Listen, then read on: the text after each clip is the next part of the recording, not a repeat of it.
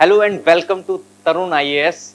तो एनवायरनमेंट का सेशन 3 लेके हम आपके सामने प्रस्तुत हैं। जैसे कि प्रीलिम्स 2023 में बूस्टअप देने के लिए हमने स्टार्ट कर रखी है सीरीज आर्ट एंड कल्चर की, इकोनॉमिक्स का आपको last video public account in India से देखने को मिला होगा, पब्लिक फाइनेंस इन इंडिया, जिसमें कि हमने जानी थी काफ़ी चीज़ें, कैपिटल एक्सपेंडिचर, रिवेन्यू एक्सपेंडिचर वगैरह। ठीक, जो कि हमारे लिए मतलब क्या होता है कि एक एग्जॉस्टिव सा हो जाता है, हम चीज़ें ध्यान नहीं रख पाते हैं कि क्या होता है कैपिटल एक्सपेंडिचर के अंदर, क्या नहीं है, और यूपीएससी का फेवरेट टॉपिक है। तो वो हमने इकोनॉमिक्स की 4th वीडियो में देखा था। तो आज एनवायरमेंट की 3rd वीडियो देखते हैं, जिसके अंदर हम एनवायरमेंटल कन्वेंशंस, आपके एग्रीमेंट्स, कुछ प्रोटोकॉल्स को देखेंगे कि क्या क्या है। बेसिकली क्या होता है कि ये जरूरी होते हैं और इतने ज्यादा हो जाते हैं कि हम सबको याद रखने के चक्कर में जो इम्पोर्टेंट है उसको ही छोड़ देते हैं। तो जो जो चीजें स्पेसिफिकली जिन पे हमें ध्यान देना चाहिए, जहां से यूपीएससी का फेवरेट टॉपिक्स है, तो वो तो हम ध्यान रखेंगे। जैसे कि मॉन्ट्रियल प्रोटोकॉल क्या होता है, किगाली अमेंडमेंट में क्या हुआ था, जैसे कि अभी रेक्टिफाइड करा गया था इंडिया के द्वारा किगाली अमेंडमेंट।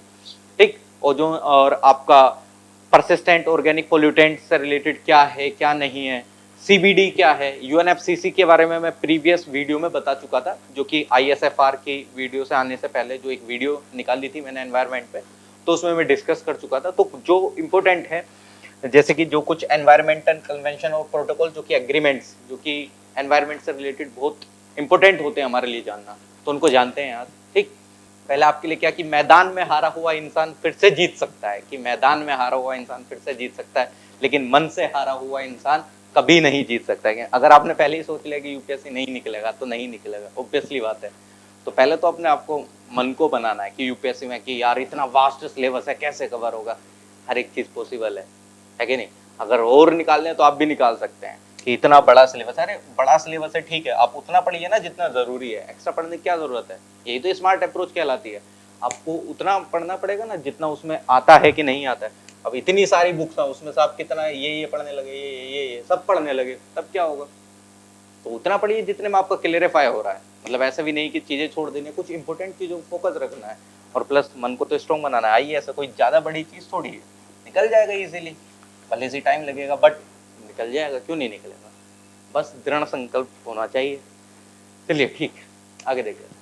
रामसर कन्वेंशन से स्टार्ट करते हैं, बिकॉज ये अभी न्यूज में था। क्योंकि अगर आपको पता हो क्यों न्यूज में था, क्योंकि इसमें अभी कुछ 26 न्यू वेटलैंड साइट्स ऐड करी गई हैं इंडिया के अंदर। अब आप मेरे को कमेंट सेक्शन में बताएंगे कि कितनी टोटल वेटलैंड साइट्स हो गई हैं इंडिया में, जो कि मैंने लिख भी दिया है। ठीक, ये आपको बताना था, बट आप वो लिख सकते हैं कि किस किस स्टेट में वो जो 26 न्यू वेटलैंड साइट ऐड हुई हैं, वो किस किस स्टेट से बिलोंग करते हैं, कौन सी हैं, वो आप लिखिएगा, आपका भी रिवीजन होगा। ठीक, तो चलिए हम देख लेते हैं कि इस वजह से न्यूज में था, तो हमको ये जानना जरूरी है। रामसर कन्वेंशन वेटलैंड से रिलेटेड है। सबसे पहली बात, आपको वेटलैंड ही पता होना चाहिए। वेटलैंड क्या होता है, देखिए, वेटलैंड का मतलब अगर आप समझे तो एक, उसको टर्म को भी तोड़ लीजिए, वेट यानी कि गीला, एक जमीन, गीली जमीन, वेटलैंड। ठीक, तो डिफाइन भी ऐसे ही करा जाता है, जो कि आपका फ्लडेड हो वाटर से, या सीजनल या परमानेंटली कोई मतलब वाटर बॉडी है, उस वो काफी अच्छे से सपोर्ट कर रही है चीजों को, सर्वाइवल कंडीशंस दे रही है। ठीक, किसको सर्वाइवल कंडीशन दे रही है, आपके फ्लोरा या फोना, इन जैसी चीजों को, और जो कि प्रोटेक्शन वगैरह भी आप उनको, मतलब कुछ ऐसे फ्लोरा फोना होते हैं जिनको आपको प्रोटेक्शन भी प्रोवाइड कराना जरूरी होता है। तो इस वजह से हम इनको मतलब कुछ वेटलैंड्स को हम क्या करते हैं, डिक्लेयर कर देते हैं एक प्रोटेक्शन के उसमें, कि हमको यहाँ पे इनको प्रोटेक्ट करना जरूरी है। तो वेटलैंड इन द सेंस क्या है कि सिंपल एक गीला इलाका, चाहे वो फ्लडेड हो वाटर से, या पीटलैंड हो, वाटर एरिया हो, या कुछ भी एक तरीके से परमानेंट, आर्टिफिशियल, या मैराइन वाटर। ठीक, तो ये आप ध्यान रखना। ठीक, वेटलैंड के अंदर आपका राइस वाला एरिया भी, यानी कि जो पैडी वाला होता है ना, जहाँ पे आपके मतलब क्या होता है, आपका चावल जहां पर उगाए जाते हैं, वो भी आपका वेटलैंड कहलाता है। ठीक, वो भी आपका वेटलैंड है, भले से परमानेंट नहीं है। उसी खेत में फिर अगली बार कुछ और उगाया जाएगा। तो जिस टाइम पे उसमें राइस वगैरह उगाया जाता है, तो आपको पता है ना 3 मेथड से उगाया जाता है। ठीक, उसमें पहले पानी वगैरह भी इकट्ठा करा जाता है काफी। ठीक, तो उसको भी वेटलैंड कहा जाता है। तो देख लेते हैं, इंडिया में लगभग 7 लाख मतलब टोटल जो एरिया, लगभग 7 lakh wetland covering 16 million hectare, यानी कि 4.86% टोटल ज्योग्राफिकल एरिया का, कंट्री का, इंडिया कंट्री का वेटलैंड के अंदर है। ठीक, और अगर आप देखें तो in comparison man made wetland area India में ज्यादा है, मतलब in comparison to man made wetland area in India, natural wetland area is approximately 2 times. Artificial के कंपैरिजन में ऑब्वियसली बात है नेचुरल वेटलैंड ज्यादा ही होंगे, है कि नहीं। आर्टिफिशियल आप कितनी चीजें बना लेंगे, तो आर्टिफिशियल वेटलैंड कम ही देखने को मिलेंगे आपको नेचुरल वेटलैंड से। चलिए अब इसमें देख लेते हैं किससे रिलेटेड क्या है क्या नहीं। रामसर एक आपको शहर का नाम देखने को मिलता है जो कि आपको ईरान में मतलब ईरान में लोकेटेड है और वहां पे कन्वेंशन हुआ था, ठीक। और जिस दिन वो कन्वेंशन साइन हुआ था 2 फरवरी, ये पूछ लिया जाता है, ये क्वेश्चन भी पूछा जाता है कि किस दिन आपका वेटलैंड डे बनाया जाता है, तो 2 फरवरी को आपको वेटलैंड डे भी देखने को मिलता है। क्योंकि ये जो कन्वेंशन था रामसर कन्वेंशन जो कि वेटलैंड के ऊपर था, वो रामसर शहर में ईरान के 2 फरवरी 1971 में देखने को मिला था। तो इसको ध्यान रख लेना, वर्ल्ड वेटलैंड डे भी मनाया जाता है उस दिन, ठीक। इसके अंदर लगभग 171 आपको पार्टीज देखने को मिलेंगी, ठीक, यानी कि कंट्रीज। और इसका आपको हेडक्वार्टर अगर देखना है तो हेडक्वार्टर आपको स्विट्जरलैंड ग्लैंड में देखने को मिला। अगर आप देखें तो मैक्सिमम ऑर्गेनाइजेशन या मैक्सिमम कन्वेंशन वगैरह के जो हेडक्वार्टर्स है वो आपको स्विट्जरलैंड में देखने को मिलते हैं। बिकॉज ऐसा माना जाता है या ऐसा है भी, अगर आप स्विट्जरलैंड को देखेंगे तो आप उसको न्यूट्रल स्टांस में पाएंगे।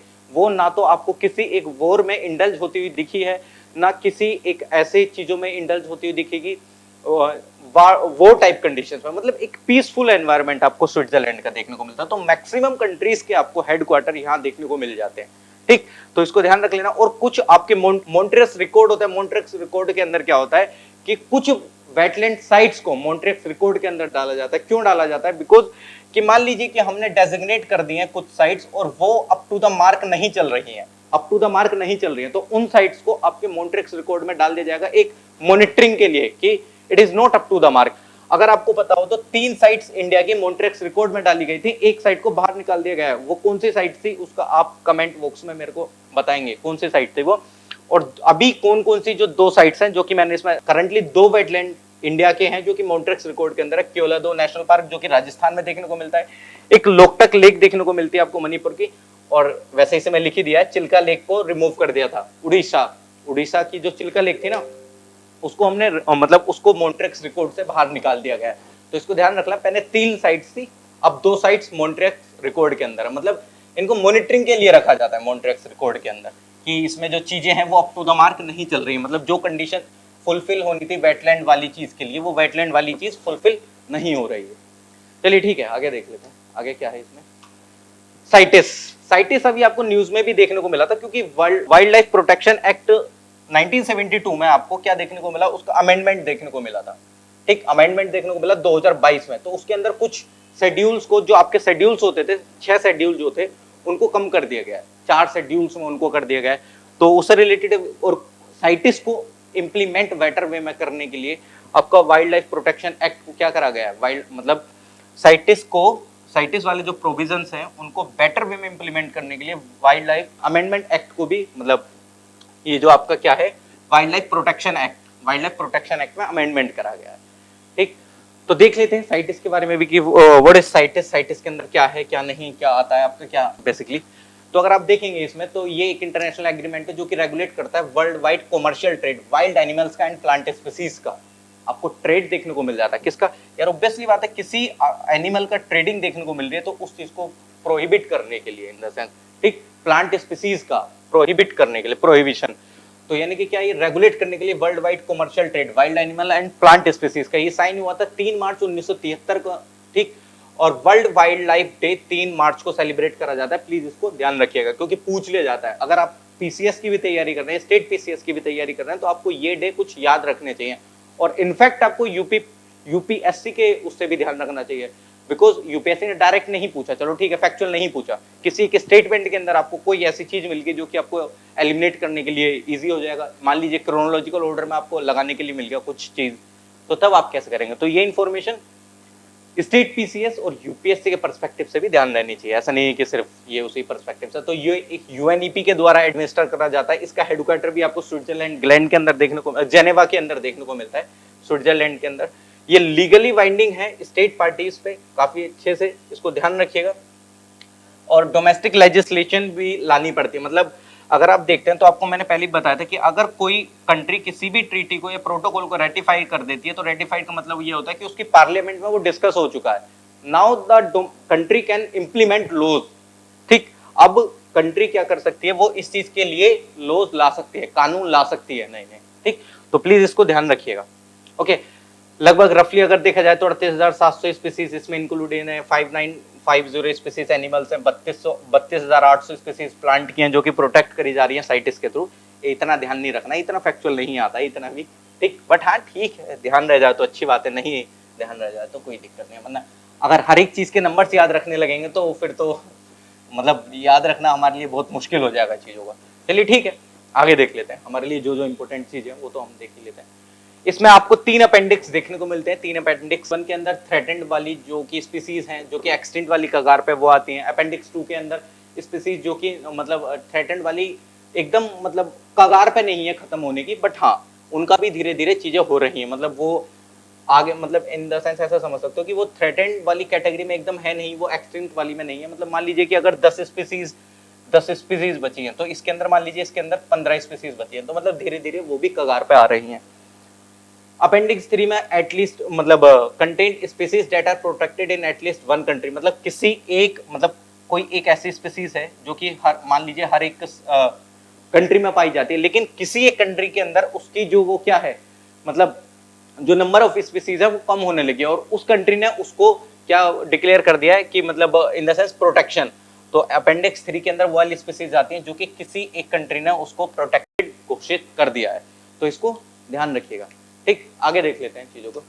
वाइल्ड लाइफ प्रोटेक्शन एक्ट मैंने इसके साथ ला दिया। अब आप बोलेंगे आप तो कन्वेंशन वगैरह करा रहे थे यार, साइटिस को अगर न्यूज में पढ़ना था, साइटिस को अगर देखना था तो इसको भी देखना जरूरी है ना, क्योंकि इसमें अभी अमेंडमेंट करा गया, तो अमेंडमेंट करा गया तो ध्यान रखना पड़ेगा। तो वाइल्ड लाइफ प्रोटेक्शन एक्ट आपको 1972 में देखने को मिलता है। इसके अंदर 6 शेड्यूल होते थे, जो कि अभी 6 शेड्यूल्स को 4 शेड्यूल में कर दिया गया है। ओके, जो कि प्रोटेक्शन प्रोवाइड करता है एनिमल्स को। ठीक, एनिमल्स को आपको प्रोटेक्शन प्रोवाइड करता है, जो कि लिस्टेड होते हैं इन शेड्यूल्स के अंदर। अब वो जो शेड्यूल है, शेड्यूल 1 से लेके 4 तक उनको कर दिया गया। पहले 6 शेड्यूल थे, उनको शेड्यूल को 4 में कन्वर्ट कर दिया गया। क्यों करा गया ये अमेंडमेंट? क्योंकि जो साइटिस वाली प्रोटेक्शन थी उसको बेटर वे में इंप्लीमेंट करने के लिए आपका वाइल्ड लाइफ प्रोटेक्शन एक्ट के अंदर क्या करा गया है, चेंजेस करा गया है, अमेंडमेंट करा गया है। ओके, चलिए देख लेते हैं। देखिए ना, provision for the implementation of the साइटिस। ठीक, और इसने कुछ जो मतलब पावर्स थी सेंट्रल गवर्नमेंट वगैरह की, उसमें भी आपको अमेंडमेंट देखने को मिलेगा। अब क्या कर सकते हैं, सेंट्रल गवर्नमेंट डेजिग्नेट कर सकते हैं एक मैनेजमेंट अथॉरिटी जो कि ग्रांट करेगी एक्सपोर्ट और इंपोर्ट से रिलेटेड परमिट्स को, जो स्पेसीज वगैरह होती हैं, स्पेसिमेंस वगैरह, उन सब के ट्रेड से रिलेटेड मतलब परमिशंस वगैरह का ग्रांटिंग आपको देखने को मिलेगी, अथॉरिटी कर सकती है। ठीक, अमेंडमेंट के अंदर आपको अगर देखें तो चीफ वाइल्ड लाइफ वार्डन को कंट्रोल करने के लिए बोल दिया गया कि जो मैनेज एंड मेंटेन करेंगे सारी सेंचुरीज को स्टेट के अंदर, chief wildlife warden appoint करे जाएंगे स्टेट गवर्नमेंट के द्वारा। अमेंडमेंट अगर आप देखें तो इसमें आपको एक चीज देखने को मिलेगी, एक्सेप्शन है, क्या देखने को मिलेगा, लाइव एलिफेंट। लाइव एलिफेंट को आप यूज कर सकते हैं, मतलब हाथी वगैरह जो आपको देखने को मिलते हैं कि मतलब देखते नहीं हो कि हाथी को लेके आ जाते हैं शहर वगैरह में ये सब, और उनको सर्कस वगैरह में भी इस्तेमाल करा जाता है, तो उसके लिए एक्सेप्शन है। अब उसका वो गलत यूज करते हैं। अदर प्रोविजंस लिख रहा है, वैसे उसमें था कि रिलीजियस पर्पज से यूज कर सकते हैं, बट उसमें एक हल्का सा वर्ड आ गया कि अदर, तो उसका यूज करने के बाद हाथियों पे तमाम आपको देखने को मिलता होगा, तमाम मतलब सर्कस वगैरह में अगर उनको ट्रेंड करा जा रहा है सर्कस के लिए, तो ऑब्वियसली बात है किसी जानवर को आप बहुत मतलब क्रूअल्टी के साथ उसको मतलब वो कर रहे होंगे ना ट्रेंड, ऑब्वियसली बात है वो जानवर है, जानवर को इंसानों वाली चीज सिखाना मतलब कि उसको पूरा एकदम क्रूअल्टी के साथ, अगर आप देखेंगे इनसे रिलेटेड चीजें तो उनको बहुत इस तरीके का एनवायरनमेंट यार नहीं दिया जाता, मतलब बहुत दिक्कतें देखने को मिलती है एलिफेंट के साथ। उनमें भी इमोशंस होते हैं, जिस टाइम पे एक मतलब छोटे से बच्चे को ही उसकी माँ से अलग कर दिया जाता है अगर उसको सर्कस वगैरह में लेके आना है तो, ठीक, तो उनको एग्जाम्पशन आपको देखने को मिलेगा।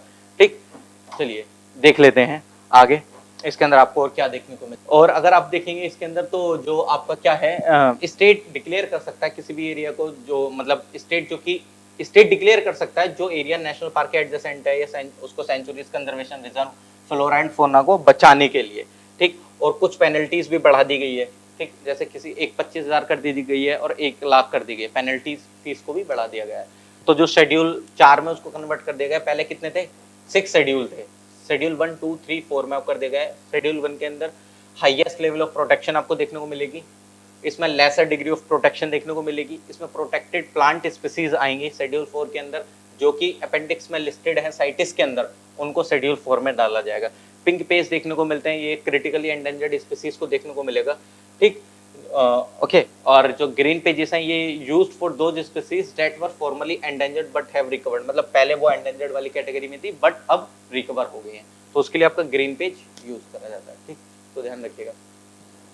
बून कन्वेंशन देख लेते हैं, क्योंकि एक बार मैंने आपसे प्रीवियस वीडियो में पूछा था शायद कि बून कन्वेंशन किससे रिलेटेड है, शायद वो फर्स्ट वीडियो में उसका जिक्र आया था, तो इसलिए मैंने आपसे पूछा था कि ये जो बून कन्वेंशन है वो किससे रिलेटेड आपको देखने को मिल जाता है। तो चलिए ठीक है, देख लेते हैं।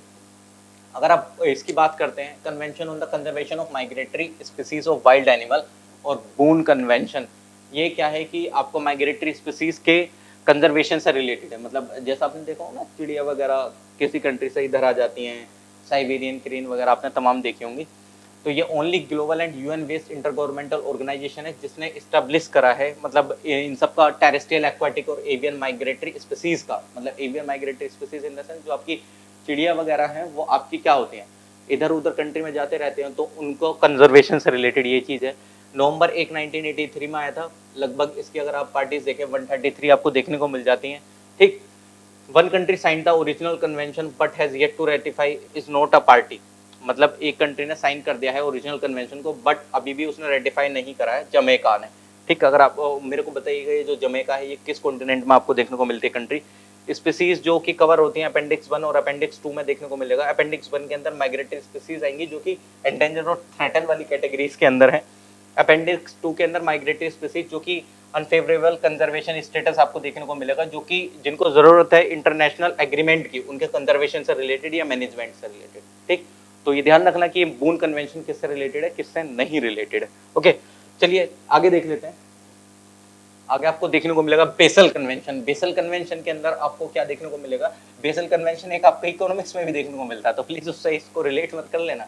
बेसल कन्वेंशन 1 2 वो आपके रिस्क मैनेजमेंट फैक्टर को देखने के लिए CRAR वगैरह आप देखते हैं, बट ये वो वाला कन्वेंशन नहीं है। ये बेसल कन्वेंशन आपके ट्रांस बाउंड्री मूवमेंट से रिलेटेड, जो कि आपके हजार्डस वेस्ट देखने को मिलता है, जो कि काफी घातक आपका वेस्ट जैसे रेडियो एक्टिव मटेरियल वगैरह आपको देखने को मिल जाता है ना बहुत, तो उनके मूवमेंट से रिलेटेड है। ट्रांस बाउंड्री मूवमेंट आपको जो देखने को मिलता है, और जो डिस्पोज करा जाता है वो जो वेस्ट है उससे रिलेटेड ही अडॉप्ट करा गया था 22 मार्च 1989 में। ठीक, अगर आप देखें तो, और इसकी जो कॉन्फ्रेंस थी वो आपको बेसल एक शहर का नाम है, आपको पता, तो स्विट्जरलैंड के अंदर यहाँ पे इसकी कॉन्फ्रेंस देखने को मिली थी। इसका काम ये कि रिड्यूस करना है transboundary movement hazardous waste का। ठीक, डेवलप्ड कंट्रीज से जो कि लेस डेवलप्ड कंट्रीज के अंदर जाता है ना, उसको सेफ डिस्पोजल करना है वो जो वेस्ट है उसका काफी अच्छे से। ठीक, इसका सेक्रेटरीट लोकेशन कहाँ, बेसल स्विट्जरलैंड के अंदर देखने को मिलेगी। पार्टीज 189 है इसकी। ठीक, और हैती एंड यूनाइटेड स्टेट, ये दो वो कंट्री हैं जिन्होंने साइन कर लिया कन्वेंशन को, बट अभी तक रेटिफाई नहीं करा है। ऑब्वियसली बात है, यूनाइटेड स्टेट्स में कुछ ज्यादा वेस्ट जनरेट होता होगा तो वो उसके डिस्पोजल से रिलेटेड मैनेजमेंट नहीं कर पा रही होगी चीजों को, तो इसको ध्यान रख लेना। हैती एंड यूनाइटेड स्टेट्स वो दो कंट्रीज हैं जिन्होंने इसको साइन कर लिया है बट रेटिफाई नहीं करा है, यानी कि उनके पार्लियामेंट में ये चीज डिस्कस नहीं हुई है। डिस्कस करने के बाद क्या होता है कि अपनी कंट्री में आप कानून ला सकते हैं। ठीक, चलिए ध्यान रखिएगा, 53 कंट्रीज सिग्नेटरीज हैं इसकी, और ये मतलब movement of radioactive waste वगैरह इन सबको टैकल करने में आपको देखने को मिलता है इसमें। ठीक, तो प्लीज इसको ध्यान रख लेना कि ये किससे रिलेटेड है, किससे रिलेटेड नहीं। ओके, एक आपको इसी की तर्ज पे आपको रोटरडैम कन्वेंशन आपको देखने को मिल जाता है, जो कि आपका अडॉप्ट हुआ था किसमें, 1989 के अंदर आपको अडॉप्ट हुआ देखने को मिल जाता है। इसका वन ऑफ द ऑब्जेक्टिव इसका क्या देखने को मिलता है, ये रेस्पॉन्सिबल होता है, मतलब to promote shared responsibility and cooperative efforts among parties in the international trade of certain hazardous chemical in order to protect human health and environment from potential harm। वो जो आपका hazardous chemical वगैरह का जो transboundary देखने को मिलता है उसमें रेस्पॉन्सिबिलिटी क्रिएट करना, मतलब जहां से वो चीजें बाहर आ रही हैं जो कि ह्यूमन हेल्थ के लिए भी दिक्कत वाली बात हो सकती है। ठीक, तो उसकी रेस्पॉन्सिबिलिटी भी लो ना कि हमने ये जनरेट करा तो उसको भी हम रिड्यूस करेंगे, तो उससे रिलेटेड है। ठीक, और जो हजार्डस केमिकल्स हैं उनका काफी अच्छे से लोगों को इन्फॉर्मेशन प्रोवाइड कराना, उनके कैरेक्टरिस्टिक्स के बारे में। ठीक, और कुछ नेशनल डिसीजंस वगैरह लेके आना, उनका इंपोर्ट और एक्सपोर्ट पर रिलेटेड कुछ, मतलब एक रेस्ट्रिक्शन वगैरह। ऐसा समझ लो कि रोटरडैम कन्वेंशन भी आपके किससे रिलेटेड है, हजार्डस केमिकल वेस्ट, मतलब उससे रिलेटेड है। ठीक, यानी कि उसको आपको रेगुलेट करना है चीजों को, है कि नहीं, मतलब you have to regulate those things. Okay, तो इसको ध्यान रख लेना। ये जो आपको ये इसके अंदर आपका पेस्टिसाइड्स और इंडस्ट्रियल केमिकल्स कवर होता है, तो इसको ध्यान रखना। इसके अंदर आपका पेस्टिसाइड्स और आपका इंडस्ट्रियल केमिकल भी इसके अंदर कवर होता है। Chemical that have been banned और सीवियरली रेस्ट्रिक्टेड फॉर हेल्थ, यानी कि उसको रेस्ट्रिक्ट वगैरह भी करा जा चुका है। ठीक, और ये लीगली बाइंडिंग है। ठीक, इंप्लीमेंट करने के लिए अगर आप इसका देखेंगे सेक्रेटरीट रोटरडैम में देखने को मिलता है, जो कि आपके नीदरलैंड के अंदर है। इसके अंदर 165 पार्टीज कंट्री आपको देखने को मिल जाएंगे। नॉन मेंबर स्टेट्स अगर आप देखें तो यूनाइटेड स्टेट है, ठीक, सिग्नेटरीज इसके 72 आपको देखने को मिल जाते हैं। ओके, चलिए आगे देखते हैं। एक आपको स्टॉकहोम कन्वेंशन देखने को मिलता है। स्टॉकहोम कन्वेंशन अगर आप देखेंगे तो एक ग्लोबल ट्रीटी है जो कि प्रोटेक्ट करती है आपके ह्यूमन हेल्थ एंड एनवायरनमेंट को, किससे, परसिस्टेंट ऑर्गेनिक पोल्यूटेंट, जो कि मैंने फर्स्ट उसमें भी बताया था, यानी कि जो आपको पीओपीस देखने को मिलते हैं, परसिस्टेंट ऑर्गेनिक पोल्यूटेंट्स, जो कि आपके एनवायरनमेंट में देखने को मिलते हैं, उनसे रिलेटेड है, जो कि आपके ह्यूमन हेल्थ और एनवायरनमेंट को काफी नुकसान पहुंचा रहे हैं। तो स्टॉकहोम कन्वेंशन उससे रिलेटेड है, तो इसको ध्यान रख लेना। स्टॉकहोम आपको कहाँ देखने को मिलता है? स्वीडन के अंदर, ऑब्वियसली बात है, स्कैंडिनेवियन कंट्रीज है। और ये अडॉप्ट करा गया था 22 मई 2001 में। ये लागू मतलब कब से होना स्टार्ट हो गया था? 17 मई 2004 से। लोकेशन आपको वही स्टॉकहोम स्वीडन के अंदर देखने को मिलती है। 184 आपको पार्टीज देखने को मिलते हैं, ठीक, तो इसको ध्यान रखिएगा। और ये नॉन रेटिफाई, यानी कि इसको रेटिफाई किसने नहीं कर रखा है? United state, Israel, Malaysia and Italy. कुछ ऐसे एक्सेप्शंस आपको याद रखने होते हैं, किस किसने रेटिफाई नहीं कर रखा है? United states, Israel, Malaysia and Italy, ठीक, तो इसको ध्यान रखना। इसके अंदर आपको एनेक्सर देखने को मिल जाएंगे। एनेक्सर ए का मतलब क्या? एलिमिनेट करना है आपको, यानी कि eliminate production and use of chemical, जो कि लिस्टेड है एनेक्सर ए में। एनेक्सर ए के अंदर अगर जो भी केमिकल को डेजिग्नेट कर दिया गया है उसको आपको अपनी कंट्री से बाहर निकालना है, और प्लस उसके यूज को भी आपको क्या करना है? बैन, इन द सेंस आपको चीजें करनी है। एनेक्सर बी के अंदर अगर कोई केमिकल आ गया तो आपको उसको रेस्ट्रिक्ट करना है, उसके प्रोडक्शन को और उसके केमिकल के यूज को, अगर कोई भी एनेक्सर बी में आ गया है, ठीक, तो इसको आप ध्यान रख सकते हैं। इसका जैसे कि आप एग्जांपल देखते हो, डीडीडी, पर फ्लोरोओक्टेन सल्फोनिक, और उसके सोल्ट, और पर फ्लोरोओक्टेन सल्फोनिल फ्लोराइड वगैरह आपके एनेक्सर बी के अंदर आते हैं, रेस्ट्रिक्शन है, ठीक।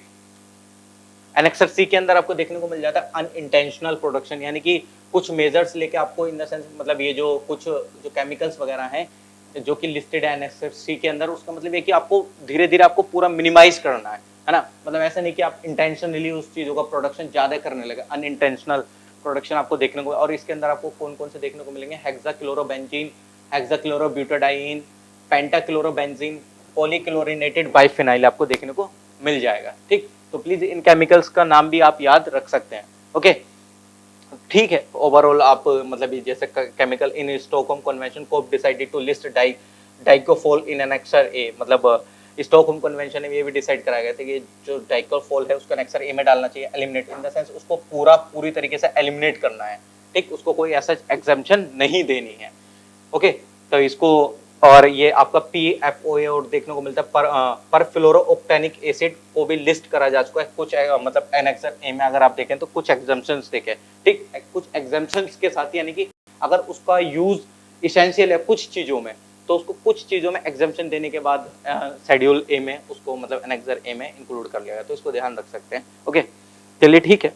रोटरडैम कन्वेंशन में 2 न्यू केमिकल्स जैसे फोरेट और HBCD को ऐड करा गया था, ठीक, इसको ध्यान रख सकते हैं, फोरेट और HBCD को। तो कुछ केमिकल्स के नाम अगर याद रह जाए तो अच्छी बात है, नहीं रहे तो अब क्या कर सकते हैं उसमें, बट हाँ ये एक वो है कि आपके दिमाग में रहेगा, एक सबकॉन्शियस माइंड में अगर चीजें रहें तो ऑब्वियसली बात है कुछ ना कुछ एलिमिनेशन के लिए तो हेल्प मिल जाती है ना। देखिए ह्यूमन बिहेवियर ही है, मतलब ऑब्वियसली बात है, हम इंसान रोबोट तो है नहीं कि सारी चीजों को एकदम याद रख पाएंगे एकदम एक्यूरेट, बट इतना भी नहीं है कि हम कुछ चीजों को बिल्कुल भी याद नहीं रख सकते। तो कुछ चीजों को याद रखो ना जो कि जरूरी है। अब आप बोल रहे कि मैंने इतनी कन्वेंशन पढ़ ली, अब आपने ये कन्वेंशन नहीं पढ़े हैं तो फिर क्या फायदा है कि नहीं? ये तो ऑब्वियसली बात है, ये तो कंटिन्यूअस में आपको याद होना चाहिए। मिनामाटा कन्वेंशन आपको देखने को मिलता है मरकरी से रिलेटेड, ठीक, ह्यूमन हेल्थ को प्रोटेक्ट करना, ओजोन वगैरह से रिलेटेड या एनवायरनमेंट को जो भी आपको देखने को मिल रहा था, है कि नहीं, मतलब ओजोन क्या होने लगी थी, डिप्लीट होने लगी, तो उन सब चीजों को प्रोटेक्ट करना। और ऑब्वियसली बात है अगर आप एनवायरनमेंट को प्रोटेक्ट करेंगे यानी कि ओजोन लेयर को आपको प्रोटेक्ट करना, ओजोन लेयर से रिलेटेड आपको मिनामाटा कन्वेंशन देखने को मिलता है, ओके। और अगर आप देखते हैं तो ये आपको कहाँ देखने को मिला था? स्विट्जरलैंड जेनेवा में इसको अडॉप्ट करा गया 2013 में। मिनामाटा कन्वेंशन आपको देखने को मिला, मतलब जो ये लागू एक तरीके से काफी अच्छे से 2017 में देखने को मिलता है, ठीक, तो इसको ध्यान रखिएगा। और मतलब ये जो मिनामाटा कन्वेंशन है ये सेम इन्हीं की तरह ही आपको उसी तर्ज पे देखने को मिल जाएगा जैसे basal convention, Rotterdam, Stockholm convention आपको देखने को मिल जाता है, ठीक। यानी कि इसका मेन एम क्या होगा कि ओजोन लेयर को जो गैसेस हार्म पहुंचा रही हैं, जो चीजें हार्म पहुंचा रही हैं उनको आपको रोकना है, ठीक। मिनामाटा कन्वेंशन अगर आप देखें तो ये एक काफी पोल्यूशन देखने को मिल गया था। कहाँ? मिनामाटा एक शहर है जापान के अंदर जहाँ पे इंडस्ट्री से आपको मिथाइल मरकरी वगैरह ने काफी पेंडेमिक वगैरह एपिडेमिक वाली कंडीशन आ गई थी जापान के अंदर, तो तब से इसी का नाम, उस डिसीज का नाम भी मिनामाटा डिसीज हो गया था और इसके ऊपर जो कन्वेंशन है उसको मिनामाटा कन्वेंशन के नाम से आ गया था। इंडस्ट्री से गैस रिलीज हुई थी मिथाइल मरकरी, जिसने की एपिडेमिक ला दिया था कंट्री के अंदर, ठीक। तो इसको ध्यान रख सकते हैं, ओके। चलिए आगे देख लेते हैं। और इसके अंदर अगर आप देखें तो आपको 137 पार्टीज और सिग्नेटरीज 128 आपको देखने को मिलते हैं। ह्यूमन हेल्थ को प्रोटेक्ट करना है, एनवायरनमेंट को प्रोटेक्ट करना है, कुछ गैसेस जो कि आपकी इंपैक्ट कर रही हैं आपके ओजोन वगैरह, तो ओजोन वगैरह को मरकरी रिलेटेड कंपाउंड और गैसेस आपको इंपैक्ट होते हुए देखने को मिल जाएंगे, ठीक। सीबीडी देख लेते हैं, कन्वेंशन ऑन बायोलॉजिकल डाइवर्सिटी, ये लीगली बाइंडिंग ट्रीटी आपको देखने को मिलती है, ये कंजर्व करने से रिलेटेड है बायोडाइवर्सिटी को, ये 1993 से देखने को मिल जाएगी आपको। इसके अंदर 196 पार्टीज हैं, 168 सिग्नेटरीज हैं, ठीक। और भारत भी इसका सिग्नेटरी है इसका, और ये इंटरनेशनल लीगल इंस्ट्रूमेंट है जो कि कंजर्वेशन से रिलेटेड है, बायोलॉजिकल डाइवर्सिटी से रिलेटेड, ठीक। और अगर आप देखें लगभग सारी कंट्रीज ने इसको रेटिफाई कर लिया है, बट यूएसए ने इसको रेटिफाई नहीं कर रखा है। आपको क्या करना है, कंजर्वेशन करना है बायोलॉजिकल डाइवर्सिटी का, है नहीं।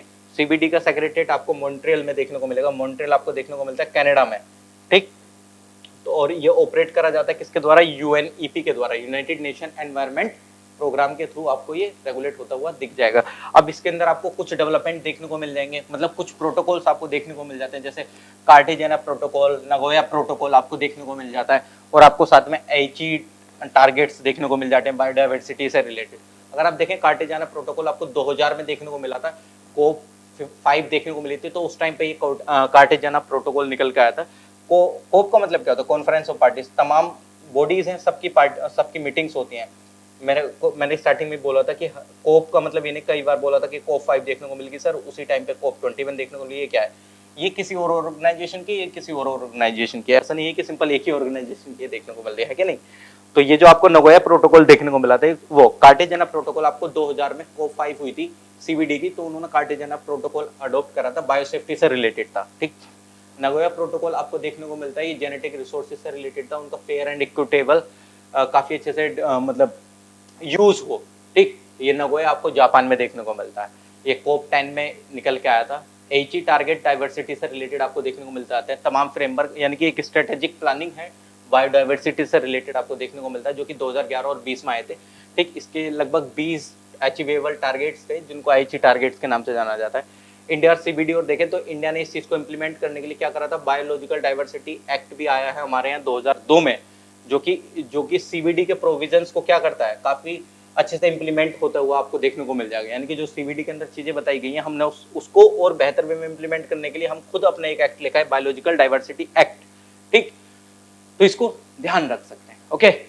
चलिए, यूएनसीसीडी के अंदर क्या, यूनाइटेड नेशन कॉम्बाट डेजर्टिफिकेशन, यानी कि डेजर्टिफिकेशन वाली जो चीजें हैं उनको क्या करना है, आपको रिड्यूस करना है, जो कि आपको डेजर्ट बनने पे मजबूर हो जा रही हैं, मतलब कुछ आप ऐसी चीजें कर रहे हैं जो कि डेजर्ट फॉर्मेशन में आपको ट्रिगरिंग प्रोवाइड करें। तो यूएनसीसीडी आपका अगर आप देखें 1994 में आपको देखने को मिलता है, ये लोकेटेड है बोन जर्मनी के अंदर, ठीक।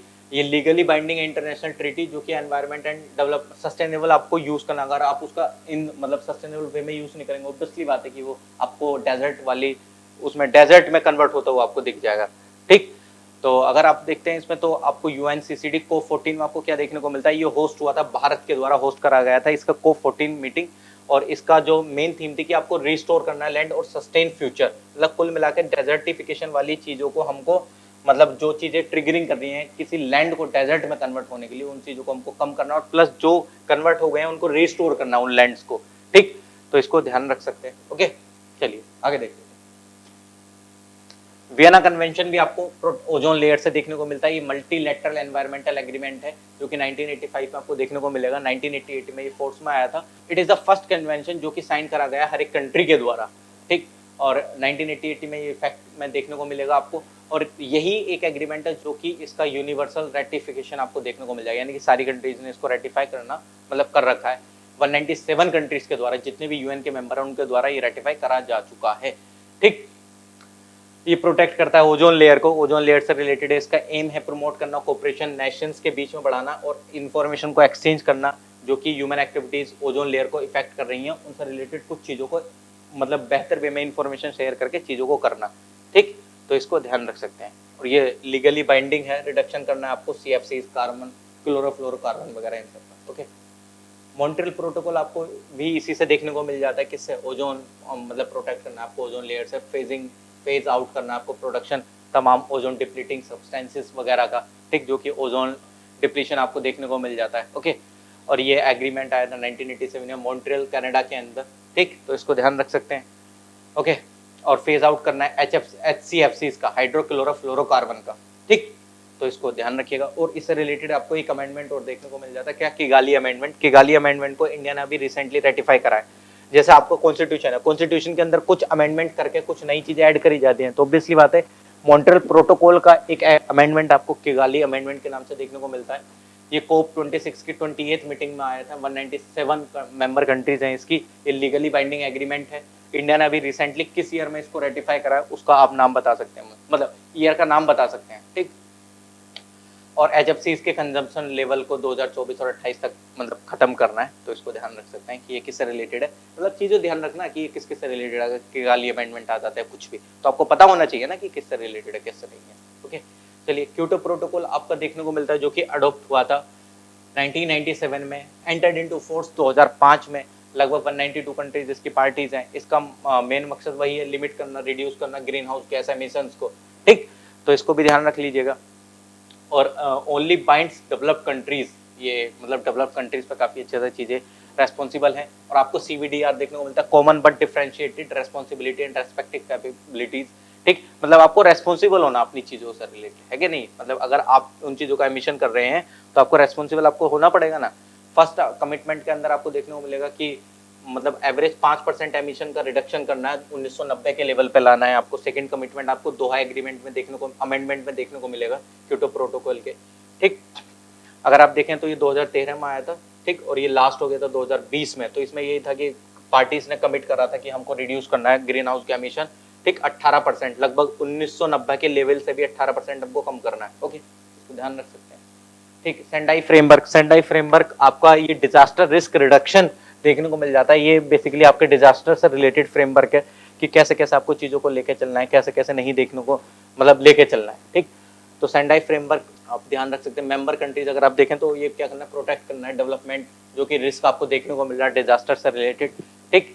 और अगर आप देखते हैं तो इसके 7 ग्लोबल टारगेट्स हैं जो कि इसको अचीव करना है, यानी कि डिजास्टर वाले चीज़ों को आपको रिड्यूस करना है। ओके, चलिए, ठीक, ओके, तो आई होप कि आपको कुछ ये जितने भी अमेंडमेंट्स थे आपको याद रहेंगे, और प्लस याद रहने भी चाहिए, because these are some conventions, protocols, agreements जो कि UPSC के फेवरेट्स हैं, और UPSC पूछता भी है, और अदर स्टेट PCS में भी।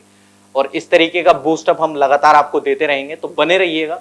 अभी एनवायरनमेंट की सीरीज चल रही है, अभी साइंस एंड टेक की भी सीरीज आएगी, प्लस जो आपका CSAT है, CSAT से रिलेटेड हम शॉर्ट्स डालते रहते हैं। अभी हम सोच रहे हैं कि उस पर कुछ जो टॉपिक्स, सिलेक्टेड टॉपिक्स हैं जो कि जरूरी हैं, टाइम एंड वर्क, परसेंटेज वगैरह, उन सब से भी रिलेटेड लाने की कोशिश कर रहे हैं, ठीक। तो प्लीज अभी जैसे कि चल रहा है आर्ट एंड कल्चर, इकोनॉमिक्स, और प्लस आपके साइड बाय साइड एनवायरनमेंट देखने को मिल रहा है। मे बी आपको कल या परसों जैसे भी आपको साइंस एंड टेक भी देखने को मिल जाएगा, क्योंकि जो जो इंपॉर्टेंट चीजें हैं हम उस चीज का आपका रिविजन करा रहे हैं, है कि नहीं। लास्ट में ये चीजें बहुत जरूरी हो जाती हैं, ठीक। आपको इतना ज्यादा नहीं कवर करना है, आपको इतना कवर करना है जो कि आपके लास्ट में ध्यान रहे, है कि नहीं। पूरा इतना सारा कवर करने के चक्कर में रह जाएंगे तो दिक्कत में आ जाएंगे। ओके, तो all the best for your preparation. Thank you.